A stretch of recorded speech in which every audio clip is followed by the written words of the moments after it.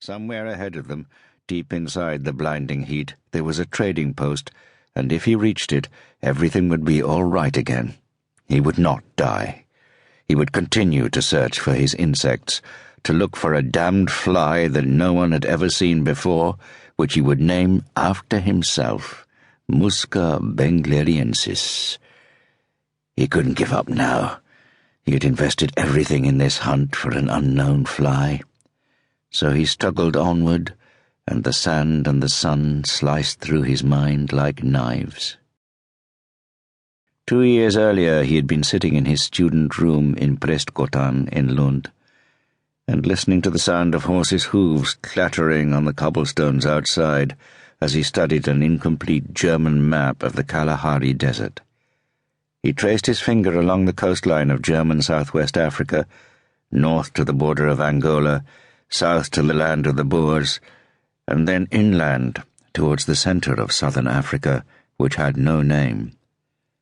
He was 27 years old then, in 1874, and he had already given up all hope of completing his university studies and passing his exams. When he first came to Lund from the cathedral school in Växjö, he had thought of becoming a physician, but he fainted and fell like a heavy tree on his first visit to the anatomy theatre. The lecturer, Professor Enander, had clearly explained before the doors were opened that they were going to dissect a homeless, unmarried woman who had drunk herself to death at a brothel in Copenhagen and been transported back to Sweden in a pine box. She was a Mamsell Andersson from Kivik, who had fallen into the sinful life and delivered an illegitimate child at the age of 15. She had sought happiness in Copenhagen, where there was nothing to be found but misfortune. He could still hear the almost salacious contempt dripping from Professor Enander's introductory words. "We shall be cutting up a cadaver that was already a cadaver even in life. A whore's cadaver from Österlen." Then they had entered the anatomy theatre en masse, 7 medical students, all men, all equally pale, and Professor Enander had begun to slice open her abdomen.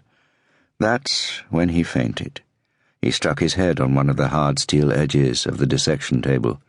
He still had the scar just above his right eye. After that he had abandoned all thought of a medical career. He considered joining the army, but could envision nothing but a meaningless ritual of marching and screaming young men. He had dabbled in philosophy and thought about becoming a pastor when he sat drinking with his friends, but there was no God, and finally he wound up among the insects.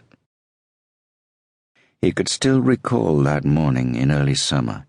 He woke with a start as if something had bitten him, and when he threw open the window, the stench from the street below made him sick. As if aware of sudden danger, he quickly threw on his clothes, grabbed his walking stick, and strode out of town to the south, towards Staffanstorp. Somewhere along the road he grew weary and stepped into the bushes to rest and perhaps masturbate in the shade of a tree. And as he lay there, a gaudy-coloured butterfly settled on his hand. It was a brimstone butterfly, but it was something else as well. The play of colours kept shifting on its wings as they slowly opened and closed. The rays of sunshine falling through the foliage transformed the yellow to red, to blue, and back to yellow.